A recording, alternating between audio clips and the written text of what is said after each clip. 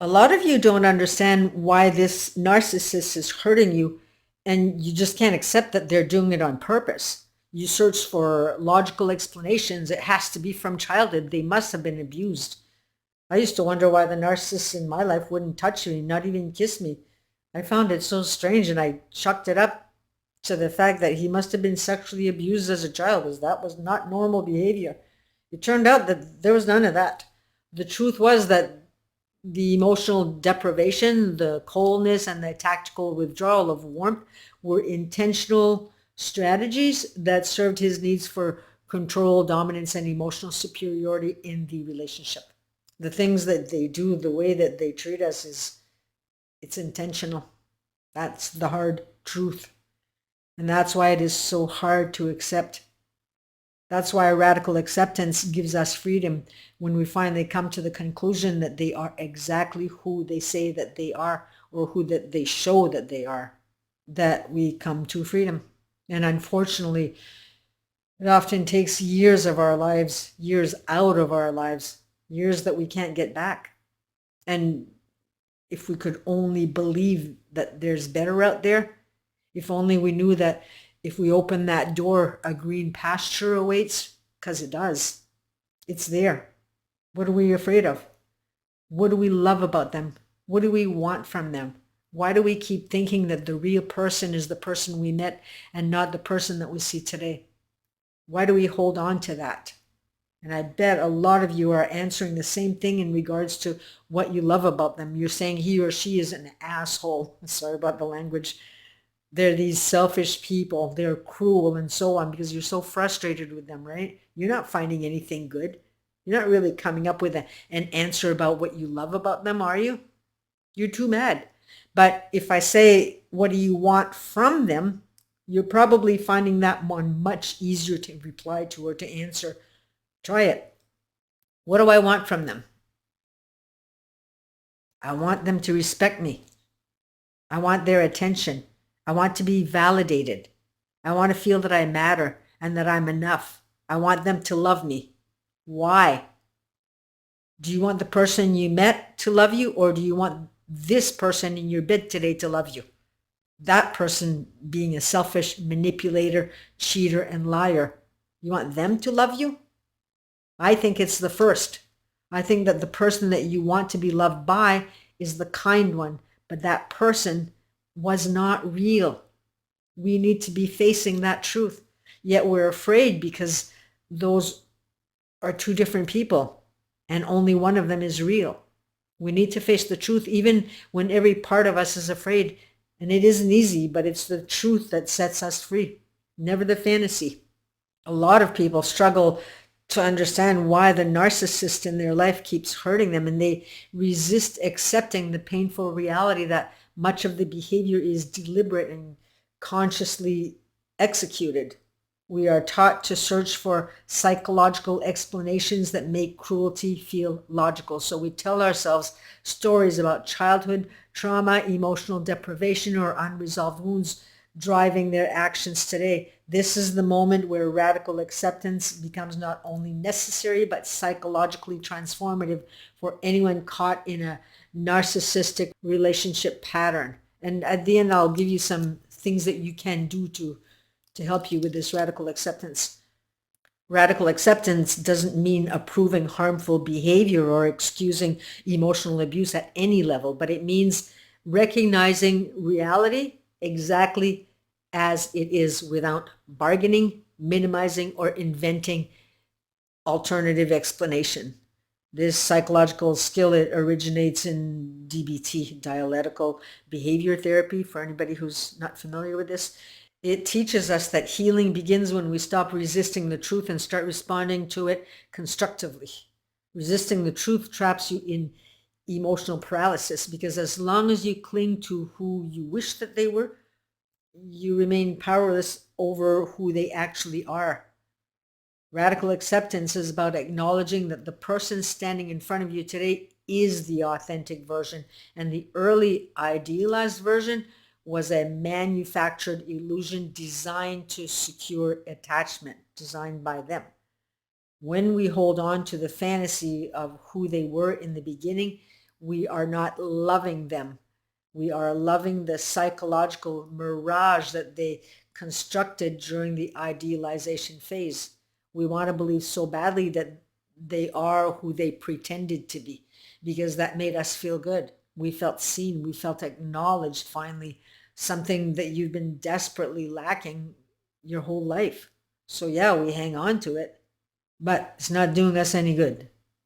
Narcissistic relationships operate through predictable psychological stages that cycle between idealization, devaluation, and intermittent reinforcement to maintain emotional dependency. This is why the early version of them feels unforgettable, intoxicating, and psychologically special, even though that version had no sustainable foundation in emotional reality. The early connection mimics secure attachment, but it's driven by psychological tactics, not genuine intimacy or emotional empathy.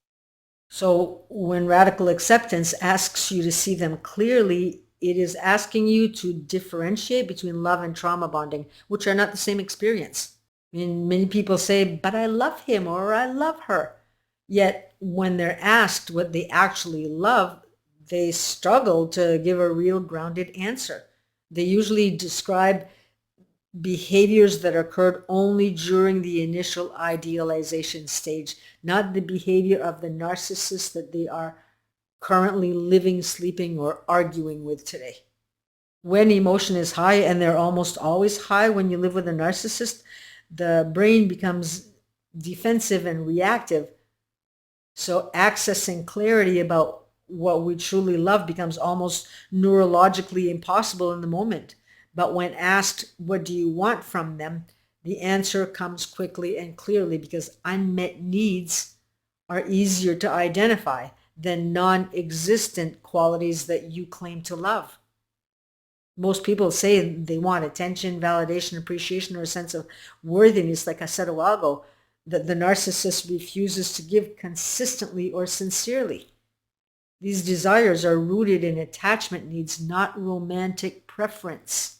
You didn't get those attachment needs growing up. And the narcissist exploits these needs by providing validation intermittently and unpredictably. Intermittent reinforcement is a powerful psychological hook, because the brain interprets inconsistency as a challenge and becomes obsessed with earning a stable reward. The brain acts very, very different than you think. This pattern, neurologically, it resembles addiction, which is why leaving a narcissistic relationship feels like withdrawal rather than a typical breakup. Radical acceptance interrupts this psychological cycle by forcing the mind to recognize the pattern instead of chasing the reward that never arrives. It asks, do you want the person they pretended to be in the beginning to love you, or do you want the manipulative, dismissive, selfish person in front of you today to love you?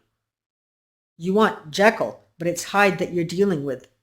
And these two identities, they're not really connected, and only one of them actually exists in your current lived experience.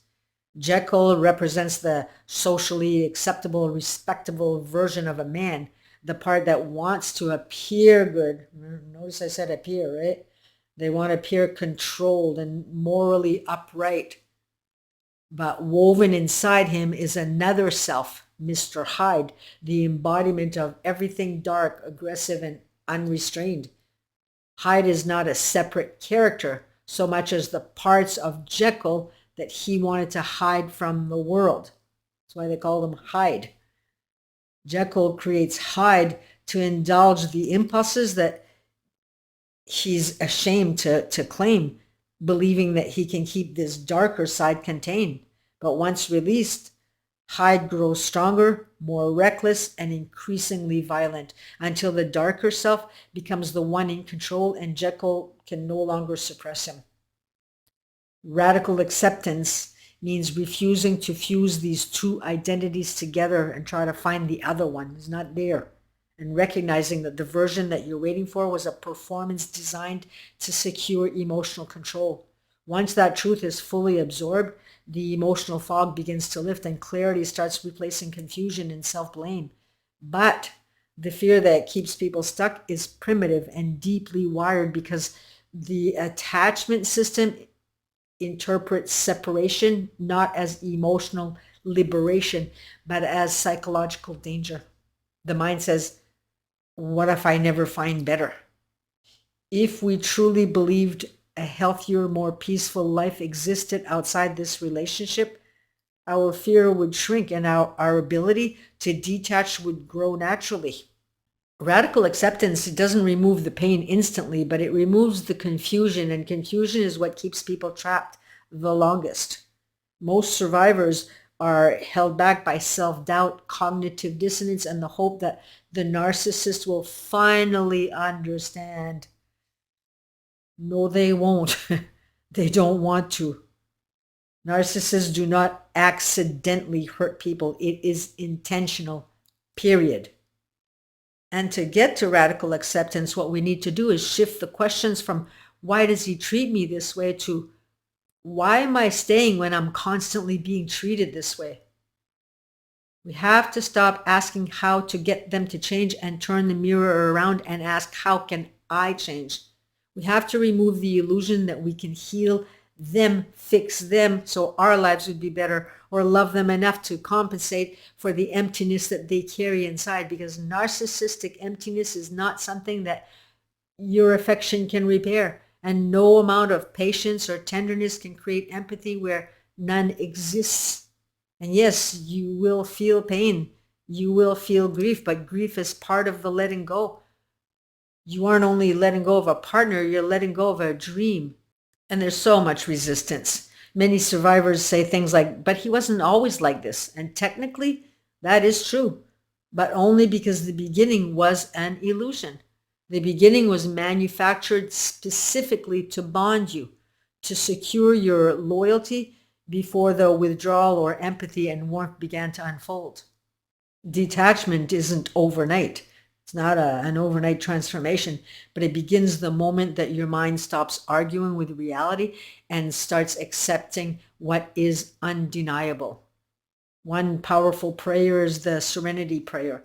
God grant me the serenity to accept the things I cannot change, the courage to change the things that I can, and the wisdom to know the difference. Repeat, repeat, rinse and repeat. It is powerful. I have used that one so often. The other thing that you want to do is switch your thoughts from hopeful thoughts to logical thoughts. Remember, the brain always wants to follow the path of least resistance. So you want to retrain your mind here. So here's an example.